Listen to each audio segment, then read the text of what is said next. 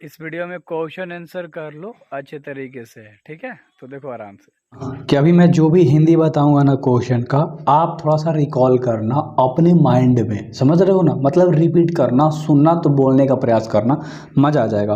पहला क्वेश्चन क्या कह रहा है इसमें, who is the speaker of this poem. ये जो आपका पोयम है ना मेरे भाई, इस पोयम का जो स्पीकर यानी कि कविता का जो वक्ता है वो कौन है। स्पीकर मतलब क्या होता है, मतलब जिसके बारे में बात किया गया है वो कौन है, ठीक है? तो उस चीज़ के बारे में हम लोग आज जानने वाले हैं। इसका आंसर क्या होगा, ध्यान से समझना।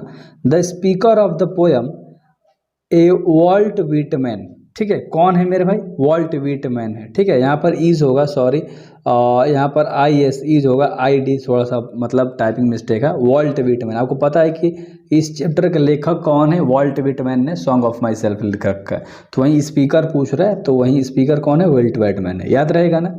दूसरा क्वेश्चन कर रहा है, हाउ ओल्ड इज ही, वह कितने साल के हैं। समझ रहे हो ना, मतलब चैप्टर में उनके बारे में बात किया गया है, तो कितने साल के थे, उनकी एज कितनी थी। अच्छे से सुनो, ही इज 37 ईयर ओल्ड, यानी उनकी एज जो कितनी थी? 37 साल थी। याद रहेगा कितना? 37 साल के वे थे। तो दो क्वेश्चन अभी तक आपको याद हो गया होगा, उम्मीद करता हूँ काफ़ी बेसिक तरीके से, कन्फ्यूजन वाली कोई बात नहीं होगी। आगे बढ़े क्या, तीसरा क्वेश्चन पे चले क्या? एक बार और समझाता हूँ। पहला क्वेश्चन पूछ रहा है कि स्पीकर कौन है इस पोयम का, यानी कि सॉन्ग ऑफ माई सेल्फ का, तो कौन है? वॉल्ट विटमैन, पहला याद हो गया। दूसरा पूछ रहे कितने साल के थे, तो यहाँ पर बताया 37 ईयर ओल्ड, यानी कि 37 साल के थे। तीसरे क्वेश्चंस की बात करते हैं, काफ़ी डिटेल में समझो यार अच्छे तरीके से, ठीक है? तीसरा क्वेश्चन के ऊपर हम लोग आते हैं, why does the speaker use you twice. यानी तीसरा क्वेश्चन कह रहा है कि वक्ता जो था, यानी कि जो स्पीकर है जो कह रहा है, वो आप का प्रयोग दो बार क्यों करता है, यू का प्रयोग वो दो बार क्यों करता है, ट्वाइस। ट्वाइस का मतलब क्या होता है? दो बार। तो जो स्पीकर है वो यू का इस्तेमाल दो बार क्यों करता है, तो ध्यान से सुनना, इसका आंसर क्या होगा। He use to twice of emphasis on similarity of blood. एक कहता है कि जो रक्त है ना हम लोगों का, सभी के शरीर में एक ही तरह का खून बहता है, एक ही तरह का रक्त है, ठीक है, अमोंग ऑल ह्यूमन बींग्स, सभी प्रजातियों में।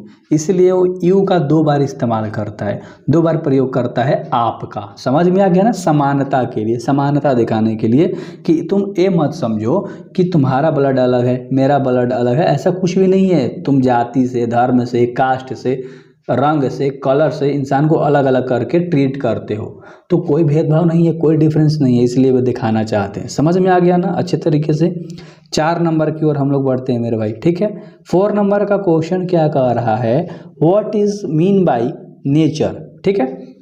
चौथा क्वेश्चन कह रहा है कि प्रकृति से आप क्या समझते हैं, without check with original energy.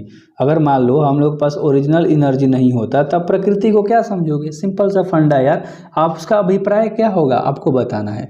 तो इसका आंसर क्या होगा, ध्यान से देखो, इसका आंसर की ओर बात करते हैं हम लोग, अच्छे तरीके से बात करेंगे, ठीक ना? आंसर के बारे में कह रहा है कि भाई nature about check with original energy, यानी कि अगर मान लो मौलिक ऊर्जा जांच करना चाहते हैं हम लोग, कवि कहता है कि अगर मान लो हम लोग अपना ऊर्जा को जांच करना चाहते हैं, ओरिजिनल एनर्जी की बात करते हैं, poet wants to speak him in its original form and with its full force. ये क्या कहता है कि अगर मूल रूप से अगर हम लोग देखें तो पूरी ताकत से अगर हम लोग बात करते हैं, तो हम लोग को एनर्जी कहाँ से मिलती है? नेचर से मिलती है, सिंपल सी बातें हैं। तो वही चीज़ कह रहा है, speaker to him in the original forms, जो भी हम लोग का साउंड निकलता है ना मुंह से, original, and with is full force, पूरे एनर्जी के साथ, वो सब ये हमारे कहाँ से मिला है? ऊर्जा कहाँ से मिला है? नेचर से ही मिला है, सिंपल सा बात था। 5 नंबर के सवाल के ऊपर हम लोग आते हैं। 5 नंबर का सवाल क्या कह रहा है कि what is theme of the poem. ये जो चैप्टर आप पढ़ रहे हो ना, इसका मतलब क्या है, इस कविता का विषय क्या है, मुख्य पात्र क्या है, मतलब किस विषय पे बात करना चाहता है, क्या सब्जेक्ट है इसका, क्या थीम है, क्या मतलब है इसका। इसका आंसर समझो अच्छे तरीके से 5 नंबर का। The theme of the poem, इस चैप्टर का थीम यही है, is oneness is the universe, यानी ये क्या कह रहा है कि पूरे ब्रह्मांड में एकता को लाना।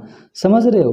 It give the message that human beings are one and each a part of nature, यानी ये बताना चाहता है कि जो भी मनुष्य है ना वो सब एक ही तरह के हैं, समझ रहे हो ना। प्रत्येक एक ही ह्यूमन बींग्स, क्या human beings are one and each a part of nature. हम लोग सब एक ही तरह के हैं और हम लोग किसके पार्ट हैं, हम लोग नेचर प्रकृति के आधार पे जिंदा हैं, हम उसी के पार्ट हैं, हम लोग उसी से पैदा हुए हैं, समझ रहे हो ना। यही चीज़ वो बताना चाहता है कि हम इंसानों को, इस चैप्टर का मतलब यही है कि हम हर इंसान को मिल कर रहना चाहिए, समझ रहे हो। तो वही चीज़ बता रहे थे, the theme of this poem oneness of the universe, पूरे ब्रह्मांड में हम लोग जो भी लोग रह रहे हैं, it's give the message that all human beings, हर लोगों के पास एक मैसेज पहुंचाना है। इस वन ईच है, मतलब हम लोग एक ही हैं, इट्स पार्ट ऑफ नेचर, किसके, नेचर के हम लोग पार्ट हैं, समझ रहे हो ना। वही चीज़ बता रहे, नेचर मतलब क्या होता है, अरे प्रकृति के, यार प्रकृति के देन है हम लोग, ठीक ना। 6 नंबर की क्वेश्चन की बात करते हैं, अच्छे तरीके से समझना। ये जो 6 नंबर का क्वेश्चन है इसके ऊपर हम लोग आते हैं, अच्छे तरीके से समझना। कह रहा है, how does the speaker establish relation between me and you. How does the speaker, speaker कैसे एस्टेब्लिश करता है संबंधों को, किसके बीच में, मेरे और आपके बीच में, यानी हमारे और आपके बीच में संबंध को कैसे स्थापित करता है। ये जो स्पीकर है, जो वक्ता है, जो कहानी को रचा है, ये कैसे करना चाहता है, दोनों के बीच में अंतर कैसे करना चाहता है, बताना चाहता है। ध्यान से देखो आंसर क्या होगा इसका। एस्टेब्लिशिंग द रिलेशन, कह रहा है कि मैं और तुम, देखो ध्यान से, establishing the relation me and you, the poet says that our parents are the same and same blood flow in all human bodies. ये बहुत आसान है, कह रहा है ध्यान से समझो क्या, वरना कंफ्यूज हो गया आप लोग। कह रहा है कि establish the relation me and you, वो हमारे और आपके बीच में एक रिलेशन को करना चाहता है। द पोएट सेड, यानी ये जो कवि है ना उसका कहना है, our parents are the same, हमारे जो माता पिता हैं वो एक ही तो हैं, एंड द सेम ब्लड, हमारा रक्त भी क्या है, एक ही तरह का है। फ्लो इन ह्यूमन बींग्स, जो मानव के शरीर में बह रहा है, तो हम लोग एक ही तरह के सारे हो गए, इसलिए वो हमारे और आपके बीच में एक रिलेशन को स्टेबल करना चाहता है, भेदभाव को हटाकर, ठीक है। आगे बढ़ते हैं, जो 7 नंबर का क्वेश्चन है मेरे भाई, कितने नंबर का, 7 नंबर का, वो क्या कहना चाहता है, ध्यान से समझो। What does he observe in summer, ध्यान से समझो। 7वां नंबर कह रहा है कि गर्मियों में क्या दिखता है। व्हाट डज द ऑब्जर्व, वो क्या महसूस करता है गर्मियों के दिन में, ठीक है, यही आपको बताना है मेरे भाई। तो इसका आंसर ध्यान से सुनो क्या होगा। He observe a speaker date grow in a grass, वो गर्मियों में घास को ग्रो करते हुए देखता है, झुक कर रहते हुए देखता है, भोलेपन के साथ घास जो होते उगते हैं, ठीक ना, अच्छे तरीके से। तो उसी लोग को अच्छे तरीके से घास को देखकर कुछ अनुभव करता है, सीखता है। आगे क्वेश्चन की बात करते हैं हम लोग, 8 नंबर की बात करते हैं। क्वेश्चन क्या है ध्यान से समझना है आपको, ठीक है। What has formed the speaker bloods, ये क्या कह रहा है, 8 नंबर का क्वेश्चन क्या कह रहा है कि जो स्पीकर है ना, ध्यान से, वक्ता जो है, ठीक है, उसका खून किससे बना हुआ है। एक क्वेश्चन आपका कह रहा है कि आपका खून किससे बना हुआ है, उसका एक सवाल है, समझ रहे हो ना। तो अच्छे तरीके से देखो थोड़ा सा मेरे भाई, आगे बढ़ते हैं हम लोग, ठीक है, इसके आंसर की ओर चलते हैं। तो इसका आंसर की अगर हम लोग बात करें, अच्छे तरीके से देखना, ठीक है, 8 नंबर का ना हम लोग कर रहे हैं, तो इसका आंसर यहाँ पर है। आते हैं आगे हम लोग, 8 नंबर का यही आंसर है ना, ठीक है।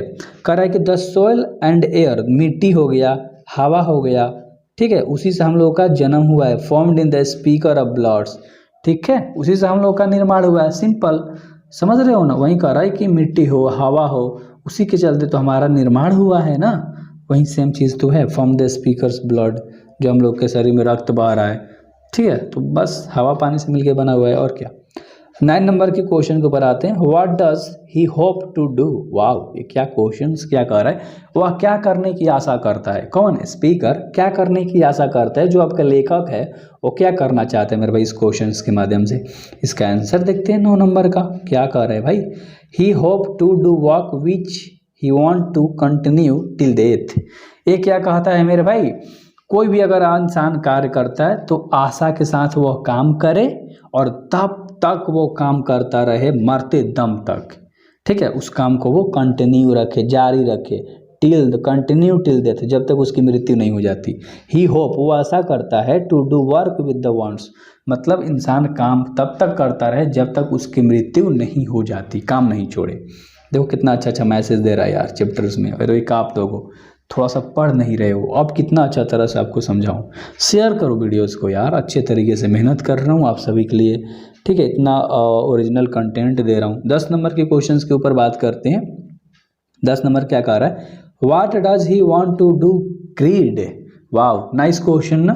वह मतलब कह रहा है कि वह पंथ की मदद से क्या करना चाहता है। ठीक है, तो अच्छे तरीके से समझना कि वो करना क्या चाहता है मेरे भाई। आंसर देखो इसका, he does not want to give much attention to religion. वो क्या कह रहा है कि धर्म के प्रति अधिक ध्यान नहीं देना चाहिए इंसान को, अटेंशन नहीं उसके प्रति देना चाहिए, अपना ध्यान उसके प्रति नहीं लगाना चाहिए किसी के धर्म के लेकर। बिकॉज क्योंकि it's give only suffering and pain. उसके कारण इंसान सफ़र तो करता है, ज़िंदगी को जीता तो है, बट दुख के साथ जीता है। ठीक है, तुम रिलीजन्स की बात करोगे, कास्ट की बात करोगे, कलर की बात करोगे तो यार बहुत तकलीफ होती है इंसान को, पेन तो होता है ना। तो वही चीज़ तो समझा रहे हैं कि इंसान को ये सब चीज़ों से दूर रहना चाहिए, अपना अटेंशन किसी रिलीजन्स के प्रति नहीं देना चाहिए, धर्म के प्रति। ठीक ना। 11 नंबर के प्रश्न की बात करते हैं, what does he want to speak about. Wow nice question ना। 11 नंबर का क्वेश्चन क्या कर रहे हैं, what does he want to speak about, यानी 11 नंबर का क्वेश्चन कर रहा है कि वह किस बारे में बात करना चाहता है। सिंपल टॉपिक क्या है मेरे भाई, किस चीज़ पे वक्ता जो है आपका, स्पीकर जो है, राइटर जो है, वो किस चीज़ पे बात करना चाहता है। He want to speak about the mankind, वो क्या चाहता है, समस्त मानव जाति के बारे में बात करना चाहता है। And the danger with original energy, ठीक ना, यानी कि जो लोग अपने ऊर्जा के साथ खतरे में हैं, मतलब खतरे में नहीं, मतलब जो लोग ऊर्जा के साथ जाति पे, धर्म पे, ये सब चीज़ों पे बात करते हैं ना, अपनी एनर्जी को इस्तेमाल करते हैं, तो बहुत बेकार सी चीज़ें हैं। तो वहीं कह रहे थे कि वो मूल ऊर्जा के साथ समस्त मानव जाति के खतरे के बारे में बात करना चाहते हैं कि इंसान किस तरह से है। तो जाति प्रथा ये सब चीज़ें हटा दो। मस्त मैसेज मिला है ना इस चैप्टर में, क्या यार। देखो आगे और चीज़ दिखाता हूँ आपको। ये आगे समरी था ना, समरी का शायद वीडियोस मैंने बना दिया है, हाँ डाल चुका हूँ। इधर ऑब्जेक्टिव का रह चुका है सिर्फ, बाकी सारा चीज़ बता दिया, हिंदी इंग्लिश सब। देखो यार एक चैप्टर में क्या होता है, सबसे पहले इंट्रोडक्शन होता है, दिखा देता हूँ। सबसे पहले राइटर के बारे में इंट्रोडक्शन होता है ना, देखो राइटर के बारे में इंट्रोडक्शन होता है, फिर क्वेश्चन आंसर होते हैं, ठीक है, एक भी हो गया आपका। समरी हाँ हो चुका है, ये आपका ऑब्जेक्टिव है। तो यही तो चीज़ें होती है चैप्टर में 4, और ग्रामर का एक और सेक्शन आ जाएगा, बस खत्म हो गया आपका। सब्सक्राइब नहीं कर रहे हो उससे। 2 चैप्टर मैंने कंप्लीट कराना अच्छे तरीके से, अब तीसरा आने वाला है। तीसरा बैक टू बैक सारे चैप्टर्स आएंगे। एग्जाम से पहले ओवरऑल सारा कंप्लीट करा दूंगा ग्रामर सहित। सो बेस्ट ऑफ लक, पढ़ाई करते रहें।